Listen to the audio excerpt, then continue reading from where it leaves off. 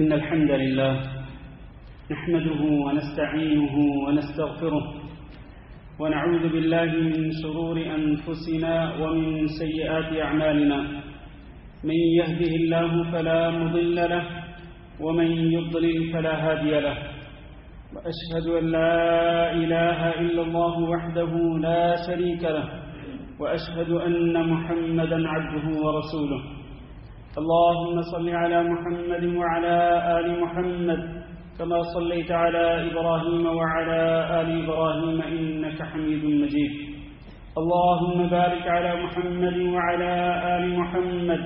كما باركت على إبراهيم وعلى آل إبراهيم إنك حميد مجيد أما بعد فإن خير الحديث كتاب الله وخير الهدي هدي محمد صلى الله عليه وسلم وشر الأمور محدثاتها وكل محدثة بدعة وكل بدعة ضلالة وكل ضلالة في النار. أعوذ بالله من الشيطان الرجيم. يا أيها الذين آمنوا اتقوا الله حق تقاته ولا تموتن إلا وأنتم مسلمون. يا أيها الناس اتقوا ربكم الذي خلقكم من نفس واحدة وخلق منها زوجها وبث منهما رجالا كثيرا ونساء واتقوا الله الذي تساءلون به والأرحام إن الله كان عليكم رقيبا. يا أيها الذين آمنوا اتقوا الله وقولوا قولا سديدا يصلح لكم أعمالكم ويغفر لكم ذنوبكم ومن يطع الله ورسوله فقد فاز فوزا عظيما. قابل صد احترام دوستوں، بھائیوں اور بزرگوں اور معززات ماؤں بہنوں، بیٹیوں اور خواتین اسلام، اللہ رب العزت کا ہم پہ بہت بڑا احسان ہے. ویسے تو اللہ رب العزت کے بے شمار احسانات ہیں اور اس کی بے شمار نعمتیں ہیں، لیکن اللہ کا ہم پہ سب سے بڑا احسان یہ ہے کہ اس نے ہمیں مسلمان بنایا اور اس نے ہمیں اپنا سچا دین، برحق دین اسلام عطا فرمایا. اللہ رب العزت کے نزدیک سچا اور برحق دین اسلام ہی ہے. اس کے علاوہ کوئی دین نہیں جو برحق ہو، سچا ہو اور اللہ رب العزت کے ہاں قابل قبول ہو. اللہ رب العزت نے قرآن مجید کے اندر اس حقیقت کو بار بار بیان فرمایا. اللہ رب العزت نے فرمایا ان الدین عند اللہ الاسلام. سچا اور برحق دین تو اللہ کے نزدیک دین اسلام ہی ہے، اس کے علاوہ کوئی دین نہیں جو سچا اور برحق ہو. اور اللہ رب العزت نے انسانیت کی رشد و ہدایت کے لیے جتنے انبیاء اور رسل علیہم السلام بھیجے، حضرت آدم علیہ السلام سے لے کر حضرت محمد صلی اللہ علیہ وسلم تک، ان تمام کے تمام انبیاء اور رسل علیہم السلام کا دین اسلام تھا. اور اس دین کی، یہ جو دین ہمارے نبی حضرت محمد صلی اللہ علیہ وسلم لے کر آئے، اس کی ایک بڑی خصوصیت یہ ہے کہ یہ دین کامل ہے، مکمل دین ہے. اور اس میں انسان کو اس کی زندگی گزارنے کا پورا سلیقہ سکھایا گیا کہ آپ نے زندگی کس طرح سے گزارنی ہے، پیدائش سے لے کر اس کی موت تک،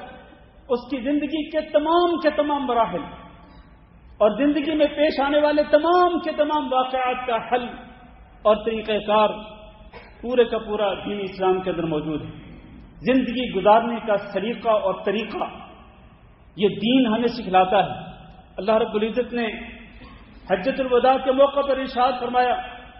اور نبی کریم صلی اللہ علیہ وسلم کی زبانی اس کا اعلان کروایا کہ الیوم اکملت لکم دینکم واتممت علیکم نعمتی ورضیت لکم الاسلام دینا، کہ آج کے دن میں نے تمہارے لیے تمہارا دین مکمل کر دیا. اللہ نے دین مکمل کر دیا ہے، لہذا اس دین کے اندر کسی کمی بیشی کی گنجائش باقی نہیں چھوڑی گئی کہ کوئی شخص اپنی مرضی سے اس دین کو کھلواڑ بنائے اور اس دین کے اندر وہ اپنی مرضی سے کسی چیز کو داخل کرے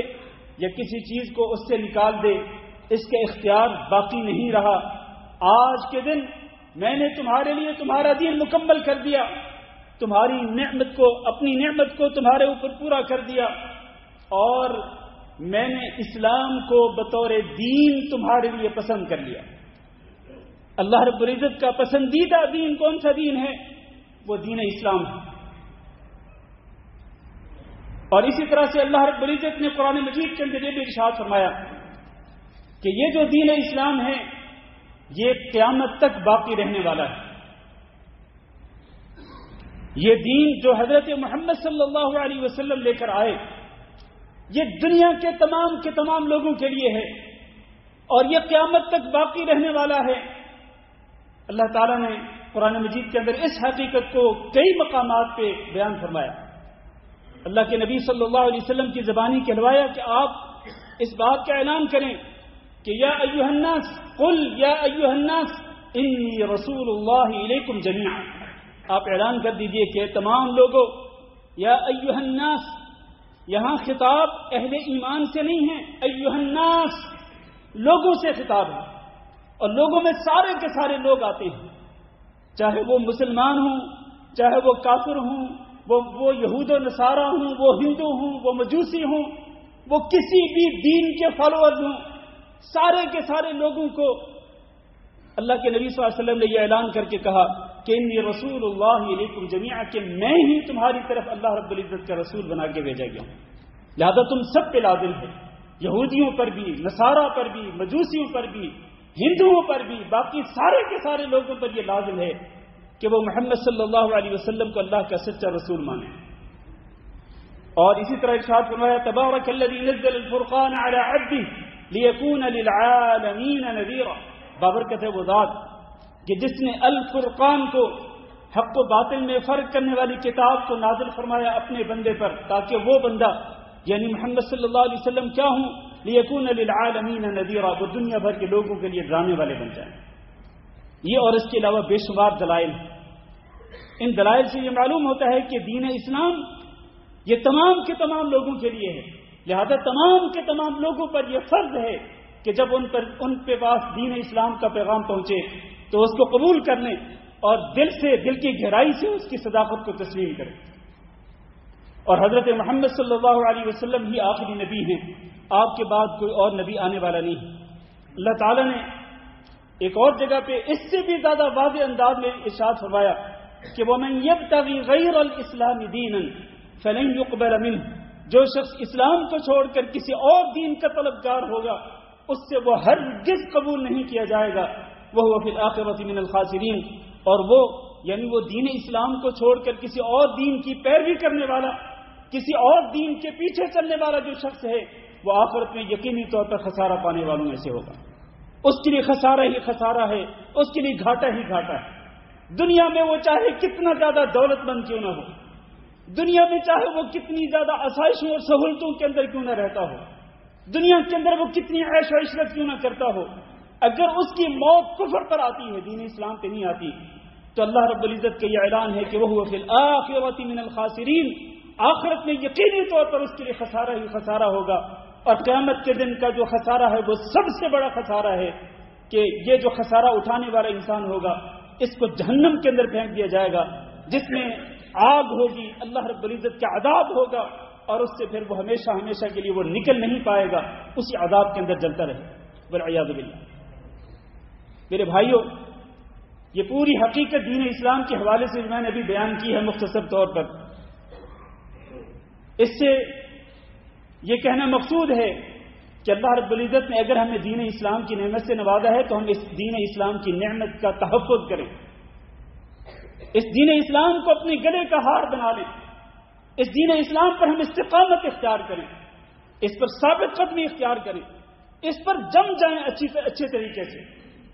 ہمیں چاروں طرف سے مختلف فتنوں نے گھیر رکھا ہے، آج لوگ مختلف فتنوں کا شکار ہو کر وہ دین اسلام سے مرتد ہو رہے ہیں، خاص طور پر نوجوان نسل کو گمراہ کیا جا رہا ہے، دین اسلام کی صداقت سے ان کو بہکایا جا رہا ہے، اور آج یہ فکر عام کی جا رہی ہے کہ کوئی فرق نہیں ہے، اسلام، یہودیت، نصرانیت یہ سارے ایک ہی دین ہیں، اللہ کی طرف سے نازل کیے ہوئے دین ہیں، ان میں سے کسی بھی دین کی پیروی کر لو گے تو کامیاب ہو جاؤ گے۔ یہ اور اس کے علاوہ بے شمار فتنے ہیں۔ میرے بھائیوں، آج ضرورت اس بات کی ہے کہ ہم خود بھی دین اسلام کی صداقت پہ یقین کریں اور دین اسلام پر ہم ثابت قدم رہیں، ڈٹے رہیں، کسی بھی طریقے سے ہم ایک انچ کے لیے بھی اس دین اسلام سے ادھر ادھر نہ ہٹیں، ہمارے لیے بھی ضروری ہے۔ اور آج ہماری جو نوجوان نسل ہے اس کو بھی یہ باور کرانے کی ضرورت ہے، اس کو بھی یہ بات سکھلانے کی ضرورت ہے کہ کسی فتنے سے متاثر ہو کر تم نے دین اسلام کو نہیں چھوڑنا۔ آج کے خطبہ جمعہ میں میرے عزیز بھائیوں، میں کچھ ایسے اعمال ذکر کرنے والا ہوں کہ جن اعمال کی وجہ سے انسان دائرہ اسلام سے خارج ہو جاتا ہے، مرتد ہو جاتا ہے۔ اللہ رب العزت سے دعا کرتے ہیں کہ اللہ ہمیں دین اسلام پر ثابت قدمی نصیب فرمائے۔ میں نے خطبہ بلکہ ہر خطبے کے اندر میں وہ آیتیں پڑھتا ہوں، ان میں سے ایک آیت یا ایھا الذین آمنوا اتقوا اللہ حق تقاتہ ولا تموتن الا وانتم مسلمون، کہ تمہاری موت آئے اے اہل ایمان، ایمان والوں تمہاری موت آئے تو وہ دین اسلام پر ہی آئے۔ تو اللہ تعالی ہمیں دین اسلام کی موت نصیب فرمائے، دین اسلام پر ہمیں ثابت قدمی اور استقامت نصیب فرمائے۔ میرے بھائیوں، وہ امور کہ جن کی وجہ سے انسان دائرہ اسلام سے خارج ہو جاتا ہے، ان امور کو ذکر کرنے کا مقصد کیا ہے؟ مقصد یہ ہے کہ ہم ان امور سے بچیں، ان اعمال سے اجتناب اور پرہیز کریں تاکہ ہم دین اسلام کے اندر ہی رہیں، دین اسلام سے خارج نہ ہوں۔ تو وہ امور جو کہ انسان کو دین اسلام سے خارج کر دیتے ہیں، ان کو شریعت کی اصطلاح میں نواقض الاسلام کہا جاتا ہے، یعنی اسلام کو باطل اور فاسد کرنے والے امور۔ جس طرح نواقض وضو ہوتے ہیں، نواقض وضو وہ امور ہوتے ہیں کہ جن کی وجہ سے انسان کا وضو ٹوٹ جاتا ہے، اسی طرح وہ امور جو میں بھی ذکر کرنے والا ہوں جن کو نواقض اسلام کہا جاتا ہے، ان میں سے کوئی ایک عمل بھی اگر کوئی انسان کرے گا تو وہ یوں سمجھے کہ اس نے اپنے اسلام کو باطل کر دیا، اس نے اپنے اسلام کو توڑ ڈالا، وہ اپنے اسلام سے نکل گیا، اب دین اسلام جو ہے وہ اس کے گلے کا ہار نہیں رہا، وہ اس سے خارج ہو۔ تو ان امور میں سے پہلا، ان اعمال میں سے پہلا عمل ہے اللہ رب العزت کی عبادت میں شرک کرنا۔ اللہ رب العزت کی عبادت میں شرک کرنے سے مراد یہ ہے کہ وہ اللہ رب العزت کی عبادت بھی کرے، اللہ کے سوا کسی اور کی عبادت بھی کرے۔ جیسا کہ کوئی شخص اللہ رب العزت کی رضا کے لیے جانور ذبح کرے، اور اسی طرح وہ کسی قبر والے کے لیے، کسی مزار والے کے لیے بھی جانور ذبح کرے۔ اسی طرح سے وہ اللہ رب العزت کے لیے نظر مانے، یا پھر وہ کسی قبر والے کے لیے، کسی پیر و مرشد کے لیے نظر مانے۔ اسی طرح سے رکوع و سجود کرنا اللہ رب العزت کے لیے خاص ہے کہ آپ رکوع اور سجدہ صرف اللہ رب العزت کے لیے ہی کر سکتے ہیں۔ لیکن کوئی انسان اگر اللہ کے سوا کسی اور کے لیے رکوع کرے گا، کسی اور کے سامنے سجدہ ریز ہوگا، جیسا کہ آج کل لوگ کرتے ہیں، قبروں پہ جا کر وہ قبروں پہ سیدھا جا کے سجدہ کرتے ہیں۔ آپ نے دیکھا ہوگا بہت سارے درباروں اور مزاروں پہ آج کل یہی کھیل چل رہا ہے، رکوع کرنا، سجدہ کرنا غیر اللہ کے لیے، اور اسی طرح مدد کے لیے اللہ کے علاوہ کسی اور کو پکارنا۔ مدد کے لیے مسلمان کو چاہیے کہ وہ اگر مدد کے لیے پکارنا چاہتا ہے تو وہ صرف اور صرف اللہ رب العزت کو پکارے، اس لیے کہ غوث اعظم سب سے بڑا مدد کرنے والا اکیلا اللہ رب العزت ہے، اللہ کے سوا کوئی نہیں ہے۔ تو اگر کوئی انسان کسی مشکل وقت میں، مشکل گھڑی میں اللہ کو چھوڑ کر کسی اور کو مدد کے لیے پکارے گا، جبکہ وہ اور جو بھی ہے وہ اس کی مدد کے لیے نہیں آ سکتا، اس کے بس میں بھی نہیں کہ وہ اس کی مدد کر سکے، تو اگر وہ کسی اور کو پکارے گا مدد کے لیے تو یقینی طور پر وہ دین اسلام سے خارج ہو جائے گا۔ اسی طرح اللہ کے علاوہ کسی اور سے مدد طلب کرنا کسی ایسے کام کے لیے کہ جو انسانوں کی طاقت میں نہیں، جو انسانوں کے بس میں نہیں، وہ جو صرف اللہ رب العزت کے بس میں ہے، اللہ کے اختیار میں ہے، ایسے کسی کام کے لیے کسی اور سے مدد طلب کرنا، یہ بھی ایسی چیز ہے کہ جس کی وجہ سے انسان دین اسلام سے خارج ہو جاتا ہے۔ اللہ نے اسی بات کی تعلیم دی۔ سورۃ الفاتحہ جو آپ سے دن اور رات میں 10 مرتبہ پڑھنے کو کہا جاتا ہے کہ آپ نماز کی ہر رکعت میں سورۃ الفاتحہ پڑھیں، تو اس کا معنی کیا ہے؟ ایاک نعبد و ایاک نستعین، اللہ ہم تیری ہی عبادت کرتے ہیں، تجھ سے ہی مدد مانگتے ہیں، کسی اور سے مدد مانگنا جائز نہیں ہے۔ تو یہ جتنے بھی شرکیہ اعمال ہیں میرے عزیز بھائیوں، یہ شرک اعمال وہ ہیں جن کو شرک اکبر کہا جاتا ہے، اور اس شرک اکبر کی وجہ سے انسان دین اسلام سے خارج ہو جاتا ہے، وہ دین اسلام کے اندر نہیں رہتا بلکہ دین کے دائرے سے وہ نکل جاتا ہے۔ اللہ تعالیٰ نے خود نبی کریم صلی اللہ علیہ وسلم کو مخاطب ہوتے ہوئے فرمایا لئن اشرکت ليحبطن عملك ولتكونن من الخاسرین، اگر آپ نے محمد صلی اللہ علیہ وسلم شرک کیا تو آپ کے سارے اعمال غارت اور برباد ہو جائیں گے اور آپ خسارہ پانے والوں میں سے ہو جائیں گے۔ اسی طرح اللہ رب العزت نے سورۃ الانعام کے اندر متعدد انبیاء کا ذکر فرمایا، کم از کم 18 انبیاء جن کا نام لے کے اللہ تعالی نے ذکر کیا، اور ان کے بارے میں فرمایا وَلَوْ أَشْرَكُوا لَحَبِطَ عَنْهُمْ مَا كَانُوا يَعْمَلُونَ، اگر یہ انبیاء بھی شرک کرتے تو ان کے بھی سارے اعمال غارت اور برباد ہو جاتے۔ اگر کسی نبی کا عمل غارت اور برباد ہو سکتا ہے شرک کرنے کی وجہ سے، حالانکہ کوئی نبی شرک نہیں کر سکتا، نبی تو آتے ہی اس لیے ہے کہ وہ لوگوں کو توحید کا پیغام دے، لوگوں کو وہ شرک سے نکالے اور اللہ کی توحید کی طرف لے کے آئے۔ لیکن اللہ نے ہم لوگوں کے لیے وارننگ اور تنبیہ کرتے ہوئے اللہ نے فرمایا کہ اگر ان میں سے کسی نبی کا اس کے سارے اعمال غارت اور برباد ہو سکتے ہیں شرک کی وجہ سے، تو پھر عام لوگ جو ہیں اگر وہ شرک کریں گے تو کیا ان کے اعمال غارت اور برباد نہیں ہوں گے؟ تو میرے بھائیوں، شرک جو ہے یہ بہت ہی خطرناک عمل ہے، اتنا خطرناک عمل ہے کہ اگر ایک انسان اسی عمل پہ مر جاتا ہے قیامت کے دن اللہ رب العزت اس کا یہ گناہ معاف نہیں فرمائے گا، بلکہ اللہ رب العزت اس پر جنت کو حرام کر دے گا، ہمیشہ کے لیے اس کا ٹھکانہ جہنم ہوگا والعیاذ باللہ۔ دوسرا عمل میں مختصر طور پر آگے بڑھتا ہوں۔ دوسرا عمل جو ہے وہ بھی اسی پہلے عمل کی ہی ایک برانچ سمجھ لیں، اس کی ایک شاخ سمجھ لیں۔ وہ کیا ہے؟ وہ یہ ہے کہ کوئی بندہ اللہ رب العزت کے درمیان اور اپنے درمیان کوئی واسطہ مقرر کر لے، اور پھر جس کو وہ واسطہ مقرر کرے پھر وہ اس سے دعا مانگے، پھر وہ اس سے سوال کرے،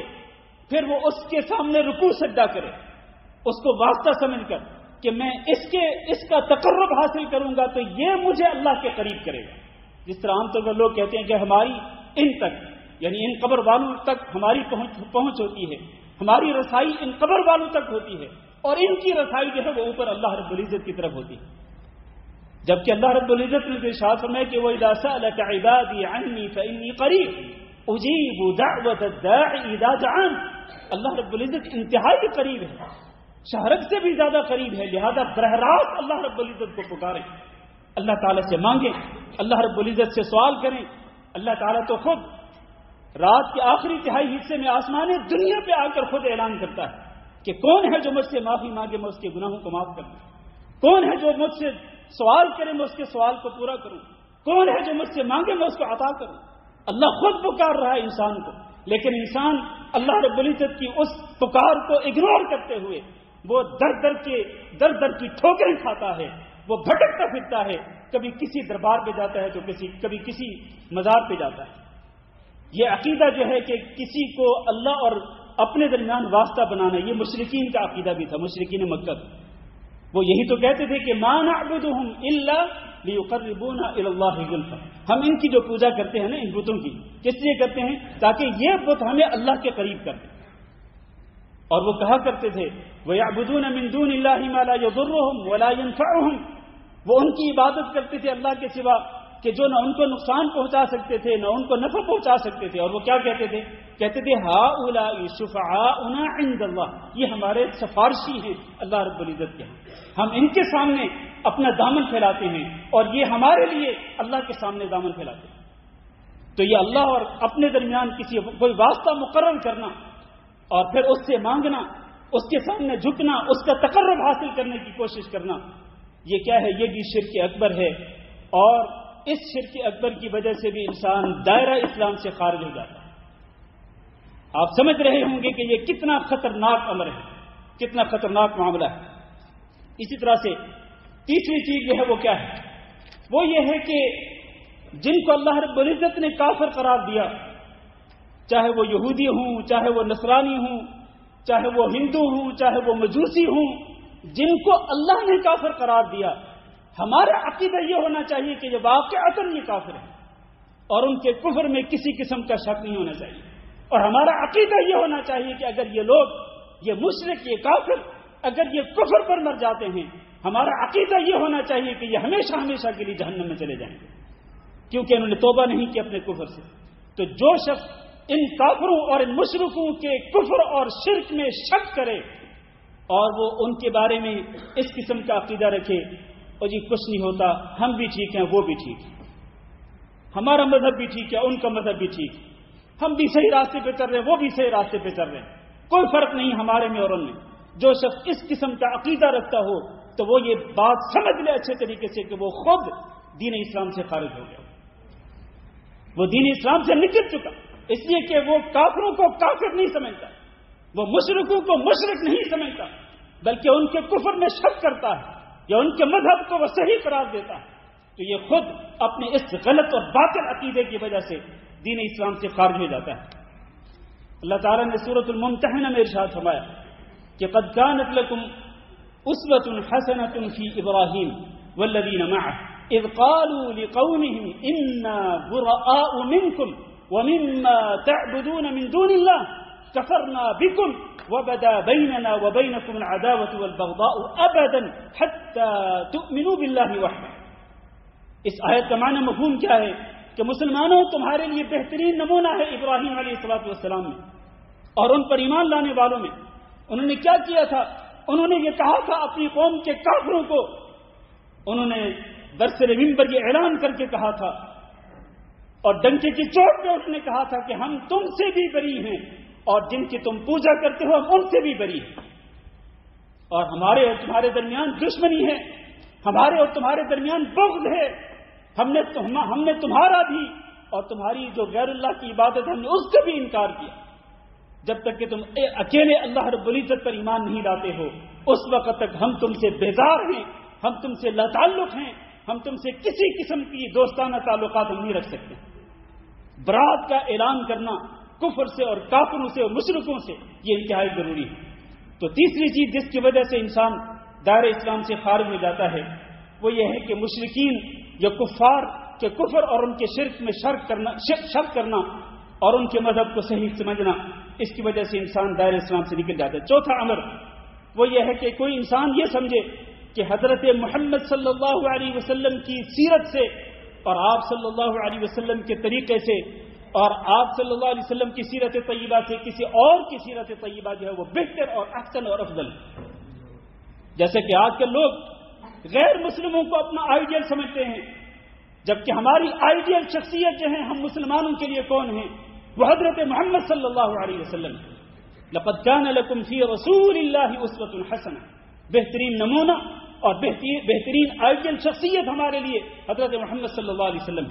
لیکن اگر کوئی شخص آپ صلی اللہ علیہ وسلم کی سیرت کو چھوڑ کر اور آپ صلی اللہ علیہ وسلم کے طریقے کو چھوڑ کر وہ یہ سمجھے کہ وہ جو فلاں آدمی ہے، وہ جو فلاں لیڈر ہے، وہ جو فلاں راہبر اور رہنما ہے اس کا طریقہ بہتر ہے اور اس کی تعلیمات بہتر ہیں اور اس کی سیرت بہتر ہے، تو جو شخص یہ عقیدہ رکھتا ہو نا وہ اس بات پہ یقین کر لے کہ وہ دائرہ اسلام سے نکل چکا،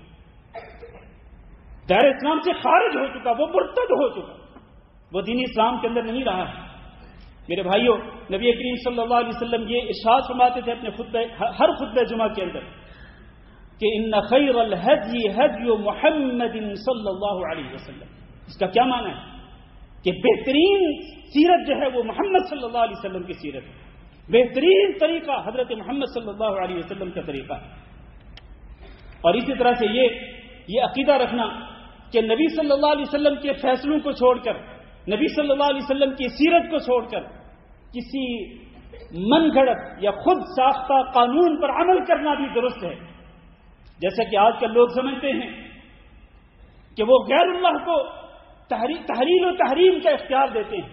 اللہ کے علاوہ کسی اور کو اختیار دے دیتے ہیں کہ وہ کسی چیز کو حلال قرار دے دے یا کسی چیز کو حرام قرار دے دے، اس کو اختیار دیتے ہیں، جبکہ حلال اور حرام قرار دینے کے اختیار کس کے پاس ہے؟ صرف اللہ کے پاس اور حضرت محمد صلی اللہ علیہ وسلم کے پاس۔ تو جو شخص یہ عقیدہ رکھتا ہو کہ حضرت محمد صلی اللہ علیہ وسلم کی شریعت کو چھوڑ کر آج خود من گھڑت قانون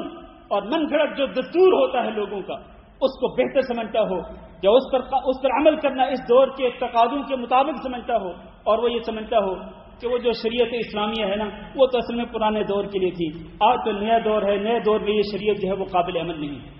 تو جو شخص اس قسم کا عقیدہ رکھتا ہو تو یقینی طور پر اس کا یہ عقیدہ بھی اس کو دین اسلام سے خارج کرنے والا ہے۔ پانچویں چیز یہ ہے کہ کوئی شخص اللہ رب العزت کی شریعت، اللہ رب العزت کے دین اور نبی کریم صلی اللہ علیہ وسلم کی شریعت کے کسی حکم سے وہ بغض رکھتا ہو،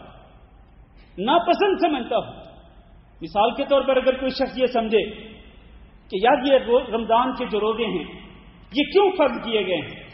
یہ کیوں اتنی پابندی لگائی جاتی ہے کہ انسان طلوع فجر سے لے کر غروب آفتاب تک اپنے آپ کو کھانے پینے سے بچائے اور دیگر پابندیاں لگا دی جاتی ہیں، جبکہ انسان آزاد ہے، وہ جب چاہے کھائے پیے، اس پر کوئی پابندی نہیں۔ تو اگر کوئی شخص رمضان کے روزوں کو وہ ناپسند کرتا ہو، زکوٰۃ کے حکم کو ناپسند کرتا ہو، نماز جو کہ پانچ نمازیں ہیں دن اور رات کے اندر، ان نمازوں میں سے کسی نماز کو وہ ناپسند کرتا ہو، بغض رکھتا ہو دین اسلام کے کسی بھی حکم سے، تو اس کو یقین کر لینا چاہیے کہ وہ دین اسلام سے خارج ہو گیا، وہ دین اسلام میں نہیں رہا۔ اس لیے کہ اللہ رب العزت نے قرآن مجید کے اندر ارشاد فرمایا ذَلِكَ بِأَنَّهُمْ كَرِهُوا مَا أَنزَلَ اللَّهُ فَأَحْبَطَ أَعْمَالَهُمْ، یہ جو کفار ہیں انہوں نے اللہ رب العزت کی طرف سے نازل کیے گئے دین کو ناپسند کیا، تو اللہ رب العزت نے ان کے سارے اعمال کو غارت کر دیا، برباد کر دیا۔ آپ کو معلوم ہے کہ مکہ کے جو کافر تھے وہ حجاج کی خدمت کرتے تھے، وہ حاجیوں اور عمرہ کرنے والوں کی خدمت کرتے تھے، ان کو پانی پلاتے تھے، ان کو کھانا کھلاتے تھے، اور ان کو بہت ساری سروسز، بہت ساری خدمات ان کو دیتے تھے۔ یہ اچھے اعمال تھے، لیکن اللہ نے ان کے ان سارے اعمال کو غارت اور برباد کر دیا۔ کیوں؟ اس لیے کہ وہ اللہ کے دین کو ناپسند کرتے تھے۔ لہذا آج اگر کوئی شخص وہ مسلمان ہو لیکن وہ دین اسلام کے کسی حکم کو ناپسند کرتا ہو اور وہ کہتا ہو کہ یہ حکم آج کے دور کے تقاضوں کے مطابق نہیں، جیسے کہ آج کے لوگ دین اسلام کی بعض سزاؤں کے بارے میں وہ زبان درازی کرتے ہیں، جیسے کہ رجم کرنا ہے، چور کے ہاتھ کاٹنا ہے، اور اسی طرح باقی جو اسلامی سزائیں ہیں، تو بعض لوگ کہتے ہیں کہ یہ جو اسلامی سزائیں ہیں اصل میں یہ تو پہلے دور کے لیے تھیں، آج کے دور میں ان سزاؤں پہ عمل نہیں ہو سکتا۔ کہتے ہیں کہ یہ سزائیں جو ہیں نا اصل میں یہ انسانیت کے خلاف، انسانیت لوگوں کی یہاں پر آگے جاگ جاتی ہے، ورنہ باقی موقعوں پہ انسانیت نہیں جاگتی ہے، وہاں انسانیت مردہ ہو جاتی ہے۔ جب عزتوں کو لوٹا جا رہا ہو اور مال کو لوٹا جا رہا ہو، خاندانوں کی عزتیں تباہ کی جا رہی ہیں، انسانیت نہیں جاگتی۔ انسانیت کب جاگتی ہے؟ جب کسی اسلامی ملک کے اندر اگر یہ فیصلہ کر دیا جائے کہ اس چور کے ہاتھ کاٹنے ہیں، پھر انسانیت اٹھ جاتی ہے، بیدار ہو جاتی ہے۔ اگر کسی کے بارے میں یہ فیصلہ کر دیا جائے کہ یہ زانی ہے، اس کو کوڑے مارے جائیں، یہ شادی شدہ زانی ہے، اس کو رجم کیا جائے، تو وہاں انسانیت بیدار ہو جاتی ہے۔ میرے بھائیوں، دین اسلام کے کسی بھی حکم کو ناپسند کرنا اور یہ سمجھنا کہ آج کے دور میں اس حکم پہ عمل نہیں ہو سکتا ہے، اس کی وجہ سے انسان دائرہ اسلام سے خارج ہو جاتا ہے۔ اور چھٹی چیز کیا ہے؟ چھٹی چیز یہ ہے کہ انسان اللہ رب العزت کے کسی حکم کا مذاق اڑائے، اللہ کے دین میں جو احکامات نازل ہوئے ان میں سے کسی حکم کا مذاق اڑائے، یا رسول اکرم صلی اللہ علیہ وسلم کی سنتوں میں سے کسی سنت کا مذاق اڑائے۔ جیسے کہ آج کل بعض لوگ مسواک کا مذاق اڑاتے ہیں۔ مسواک کرنا سنت ہے نبی صلی اللہ علیہ وسلم کی، اور سنت مؤکدہ ہے نبی صلی اللہ علیہ وسلم کی۔ آپ صلی اللہ علیہ وسلم گھر میں داخل ہوتے مسواک کرتے ہوئے داخل ہوتے، مسجد میں داخل ہوتے مسواک کرتے ہوئے داخل ہوتے، حتیٰ کہ مصلی پہ کھڑے ہو کر بھی آپ صلی اللہ علیہ وسلم تکبیر تحریمہ کہنے سے پہلے بھی آپ مسواک کرتے تھے۔ مسواک کرنا نبی صلی اللہ علیہ وسلم کی سنت ہی نہیں بلکہ سارے کے سارے نبیوں اور رسولوں کی سنت ہے۔ اگر کوئی بندہ یہ کہے او نہیں جی یہ تو اس کی وجہ سے کیا ہوتا ہے کہ وہ منہ جو ہے وہ خراب ہو جاتا ہے اور وہ اچھا نہیں لگتا انسان مسواک کرتے ہوئے، اس کو انسان ناپسند کرے۔ اسی طرح یہ تو میں نے چھوٹی سی مثال دی، یہ نبی صلی اللہ علیہ وسلم کی مبارک سنت ہے داڑھی رکھنا۔ کوئی شخص داڑھی کو مذاق بنائے، تان و تشنیع کا نشانہ بنائے، اسی طرح کوئی بھی حکم لے لیں آپ، بڑے سے بڑا حکم ہو یا چھوٹے سے چھوٹا حکم ہو، کسی دین کے حکم کا مذاق اڑانا جو ہے اس کی وجہ سے بھی انسان مسلمان نہیں رہتا، وہ دین اسلام سے نکل جاتا ہے، مرتد ہو جاتا ہے، اس کی سزا مرتد کی سزا ہے۔ غزوہ تبوک کے موقع پر بعض منافقوں نے مذاق کیا تھا، مذاق کے اندر انہوں نے کچھ باتیں کی تھی صحابہ کرام کے بارے میں، تو اللہ رب العزت نے قرآن مجید کے اندر سورۃ توبہ میں حکم نازل کر دیا کہ اللہ نے فرمایا وَلَئِن سَأَلْتَهُمْ لَيَقُولُنَّ إِنَّمَا كُنَّا نخوض ونلعب، اگر آپ ان سے بات کریں گے تو یہ کہیں گے ہم تو مذاق کر رہے تھے.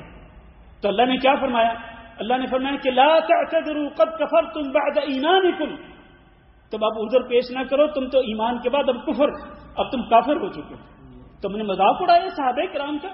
تو میرے بھائیوں، اللہ کا مذاق اڑانا یا اللہ کے دین کا مذاق اڑانا یا اللہ کے کلام کا مذاق اڑانا یا نبی صلی اللہ علیہ وسلم کا مذاق اڑانا یا نبی صلی اللہ علیہ وسلم کی کسی سنت کا مذاق اڑانا یا حتیٰ کہ صحابہ کرام کا مذاق اڑانا جو ہے، اس کی وجہ سے انسان دائرہ اسلام سے خارج ہو جاتا ہے. یہ 6 اعمال میں نے ذکر کیے ہیں، ان میں سے کسی بھی عمل کے ارتکاب کریں گے تو انسان جو ہے وہ دائرہ اسلام سے نکل جائے گا. اللہ تعالیٰ سے دعا کرتے ہیں کہ اللہ ہمیں دین اسلام پر ثابت قدمی نصیب فرمائے. استغفر اللہ لی ولکم انہ هو الغفور الرحیم.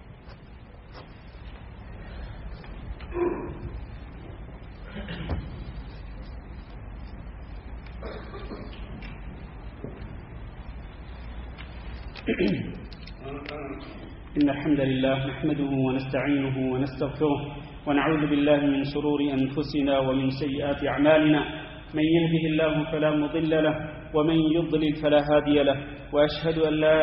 إله إلا الله وحده لا شريك له، وأشهد أن محمدا عبده ورسوله. اللهم صل على محمد وعلى آل محمد كما صليت على إبراهيم وعلى آل إبراهيم إنك حميد مجيد. اللهم بارك على محمد وعلى آل محمد كما باركت على إبراهيم وعلى آل إبراهيم إنك حميد مجيد. أما بعد، میرے بھائیو اور دوستو، جیسے کہ میں نے پہلے خطبہ کے اندر ذکر کیا کہ وہ 10 اعمال ہیں کہ ان اعمال میں سے ایک عمل بھی انسان اگر کرے گا تو اس کی وجہ سے دین اسلام سے خارج ہو جائے گا. 6 اعمال میں نے ذکر کیے، باقی 4 اعمال بھی سرسری طور پر ذکر کر دیتا ہوں. 7واں عمل جو ہے وہ جادو کرنا ہے. جادو کرنا بھی کفر ہے، اور یہ یاد رہے کہ جادو کرنا کفر ہے تو جادو کروانا بھی کفر ہے. جیسا کہ لوگ جادو کروانے کے لیے جادوگر کے پاس جاتے ہیں اور اس سے جا کے کہتے ہیں کہ فلاں پہ جادو کر دیں، یہ دونوں عمل کفر ہیں. نبی کریم صلی اللہ علیہ وسلم نے ارشاد فرمایا لیس منا من تطیر او تطیر له. حدیث ذرا توجہ سے سنیے گا. وہ شخص ہم میں سے نہیں جو فال نکالتا ہے یا فال نکلواتا ہے. فال نکالنے یا نکلوانے والا ہم میں سے نہیں. اسی طرح او تکہن او تکہین له، یا جو کہانت کرتا ہے یا جو کہانت کرواتا ہے. کہانت کیا ہوتی ہے کہ کسی کے پاس جائیں، نجومی کے پاس، اور اس سے آپ کوئی سوال کریں اور اس سے کہیں کہ اس چیز کا ہمیں حل بتلائیں، تو وہ ستاروں کی گردش کو دیکھ کر یا انسان کے ہاتھوں کی لکیروں کو دیکھ کر وہ کہانت کرے، پیشین گوئی کرے، کوئی غیر کی بات بتلائے. تو جو شخص بھی کسی نجومی کے پاس جا کر کہانت کروائے گا یا کہانت کرے گا، اس کا نبی کریم صلی اللہ علیہ وسلم فرمایا کہ اس کا ہم سے کوئی تعلق نہیں. او سحر او سحر له، یا پھر اس نے جادو کیا یا پھر اس نے جادو کروایا. جادو کرنے والا اور جادو کروانے والا جو ہے اس کا بھی ہم سے کوئی تعلق نہیں ہے. آپ کو یہ معلوم ہونا چاہیے کہ نبی کریم صلی اللہ علیہ وسلم نے ارشاد فرمایا کہ حد الساحر ضربۃ بالسیف، کہ جادوگر کی سزا یہ ہے کہ اس کو تلوار کے ساتھ قتل کر دیا جائے، اس کا سر اس کے تن سے جدا کر دیا جائے. حضرت عمر رضی اللہ تعالیٰ عنہ نے اپنے دور خلافت میں یہ ایک آرڈر لکھوا کے بھیجا تھا اپنے خلیفۃ المسلمین ہونے کی حیثیت سے. آرڈر پاس کیا تھا پوری اسلامی مملکت کے اندر کہ آپ نے فرمایا تھا کہ اقتلوا کل ساحر او ساحرہ، ہر جادو کرنے والا مرد اور ہر جادو کرنے والی عورت کو قتل کر دیا. جادو کرنا کفر ہے اور جادو کروانا بھی کفر ہے. اس کی وجہ سے بھی انسان دین اسلام سے خارج ہو جاتا ہے. 8واں عمل جو ہے وہ کیا ہے؟ وہ یہ ہے کہ کوئی شخص مشرکین، چاہے یہودی ہوں، چاہے نصرانی ہوں، چاہے وہ یہودی ہوں، وہ ان سے تعاون کرے مسلمانوں کے خلاف. فرض کریں کہ مشرکین اور مسلمانوں کے خلاف کی جنگ کا ماحول ہے، ایک مسلمان کو چاہیے کہ مسلمان کی مدد کرے. تو اگر کوئی مسلمان کو چھوڑ کر وہ غیر مسلم کی مدد کرے گا، کافر یہودی نصرانی اس کی مدد کرے گا مسلمانوں کے خلاف، تو اس کی وجہ سے وہ کیا ہوگا؟ اس کی وجہ سے وہ دین اسلام سے خارج ہو جائے گا. 9واں عمل یہ ہے کہ کوئی انسان یہ سمجھے، جس کی طرف میں پہلے بھی اشارہ کر چکا ہوں کہ اس دور کے اندر سب جائز ہے. دین اسلام پہ عمل کریں وہ بھی جائز ہے، یہودیت پہ عمل کریں وہ بھی جائز ہے، نصرانیت پہ چلے وہ بھی جائز ہے. میرے بھائیوں، جو اس بات کا اعتقاد رکھتا ہو کہ شریعت محمد کو چھوڑ کر کسی اور کی شریعت پہ چلنا بھی جائز ہے تو وہ شخص یقینی طور پر دین اسلام سے خارج ہو جاتا ہے۔ اللہ کے نبی صلی اللہ علیہ وسلم کے ارشاد گرامی ہے کہ محمد صلی اللہ علیہ وسلم کی جان جس کے ہاتھ میں ہے اس کی قسم ہے کہ میرے بارے میں جو بھی سنے گا اس امت میں سے، چاہے یہودی ہو، نصرانی ہو، اور پھر وہ میرے اوپر ایمان نہیں لائے اور وہ میرے اوپر ایمان لائے بغیر ہی وہ مر گیا، تو اس کے بارے میں میرا یہ فیصلہ ہے کہ وہ یقینی طور پر جہنمی ہو۔ تو میرے بھائیوں، یہ عقیدہ رکھنا بالکل درست نہیں کہ آپ یہ سمجھیں کہ شریعت محمد کو چھوڑ کر کسی اور کی شریعت پہ عمل کرنا بھی جائز ہے۔ آخری عمل جو ہے وہ کیا ہے، اور یہ آپ کے لیے تنبیہ ہے، وارننگ ہے میرے بھائیوں۔ ہم سب الحمدللہ مسلمان ہیں، لیکن ہم نام کے مسلمان رہ گئے ہیں۔ میرے بھائیوں، یہ جو 10واں عمل ہے اس قدر خطرناک ہے، وہ کیا ہے؟ وہ یہ ہے کہ دین سے مکمل کلی طور پر اعراض کرنا۔ نہ تو انسان دین کو سیکھنے کی کوشش کرے اور نہ ہی انسان دین پر عمل کرنے کی کوشش کرے۔ کلی اعراض کرنا دین سے، اپنی منمانی زندگی بسر کرنا، اس کی وجہ سے بھی انسان دین اسلام سے خارج ہو جاتا ہے۔ کیوں؟ اس لیے کہ ہم بحیثیت مسلمان اس بات کے پابند ہیں کہ ہم قرآن پہ عمل کریں، نبی صلی اللہ علیہ وسلم کی احادیث پہ عمل کریں، لیکن ہم ان دونوں کو چھوڑ دیں اور منمانی زندگی بسر کریں، نہ دین کو سیکھنے کی کوشش کریں نہ دین پہ عمل کرنے کی کوشش کریں، تو اس کے بارے میں یقین ہے کہ یہ شخص دین اسلام سے نکل چکا۔ یہ بھی اللہ تعالیٰ نے قرآن مجید کے اندر بیان کیا، یہ میری اور کسی اور انسان کی بات نہیں۔ اللہ نے فرمایا وَمَنْ أَعْرَضَ عَنْ ذِكْرِي فَإِنَّ لَهُ مَعِيشَةً ضَنْكًا وَنَحْشُرُهُ يَوْمَ الْقِيَامَةِ أَعْمَى، جو میرے دین سے اعراض کرتا ہے، کلی طور پر منہ موڑتا ہے میرے دین سے، تو اس کے لیے معیشت بھی بہت تنگ کر دی جائے گی اور قیامت کے دن اس کو اٹھایا جائے گا تو اس کو اندھا کر کے اٹھایا جائے گا، والعیاذ باللہ۔ پھر عزیز بھائیو، خلاصہ کلام یہ ہے کہ دین اسلام اللہ رب العزت کی بہت بڑی نعمت، اس سے بڑی کوئی نعمت نہیں ہو سکتی ہے۔ ہمیں چاہیے کہ ہم اس نعمت کو سنبھال کر رکھیں اور اس نعمت کا تحفظ کریں اور دین اسلام پر ثابت قدمی اختیار کریں، اور اس قسم کے جتنے بھی امور ہیں، جتنے بھی اعمال ہیں کہ جن کی وجہ سے انسان دین اسلام سے خارج ہو سکتا ہے، ان اعمال سے انسان کو ڈرنا چاہیے، ان سے بچنا چاہیے اور ان سے اپنے دامن کو بچانا چاہیے۔ اللہ تعالیٰ سے دعا کرتے ہیں کہ اللہ ہم سب کو دین اسلام پر ثابت قدمی اور استقامت نصیب فرمائے، اور اللہ رب العزت ایسے تمام کے تمام اعمال اور امور اور افعال اور اخبار سے بچنے کی توفیق دے کہ جن کی وجہ سے انسان دین اسلام سے نکل سکتا ہے۔ اللهم اغفر لنا وللمؤمنين والمؤمنات وللمسلمين والمسلمات الأحياء منهم والأموات. اللهم إنا نسألك العفو والعافية والمعافاة الدائمة في الدنيا والآخرة. اللهم إنا نسألك رضاك والجنة ونعوذ بك من سخطك والنار. اللهم فرج هم المهمومين ونفس كرب المكروبين واقض الدين عن المدينين واشف مرضانا ومرضى المسلمين. اللهم ربنا آتنا في الدنيا حسنة وفي الآخرة حسنة وقنا عذاب النار. اللهم اجعل هذا البلد آمنا مطمئنا وسائر بلاد المسلمين. عباد الله، إن الله يأمر بالعدل والإحسان وإيتاء ذي القربى وينهى عن الفحشاء والمنكر والبغي يعظكم لعلكم تذكرون. سبحان ربك رب العزة عما يصفون وسلام على المرسلين والحمد لله رب العالمين.